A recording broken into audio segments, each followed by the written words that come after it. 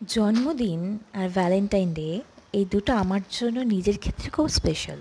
আমি আমাকে কিন্তু অনেক কিছু গিফট করি। এবার জন্মদিনের দুটো ড্রেস আমি নিজেকে গিফট করেছি। একটা হচ্ছে এটা। এর নেকটা আমার এত পছন্দ হয়েছে কি বলবো। আর কালারটা তো অসাধারণ। সুন্দর পিচ কালার, আর বেশি কিছু একদম ডিটেলিং করা নেই। শুধু নেকটা হাইলাইটেড রয়েছে। আর যে স্লিভটা সেটার একটুখানি কাজ করা রয়েছে। আর ট্রাউজারটা একদম প্লেন, আর ওড়নাটা খুবই সিম্পল, ব্যাস।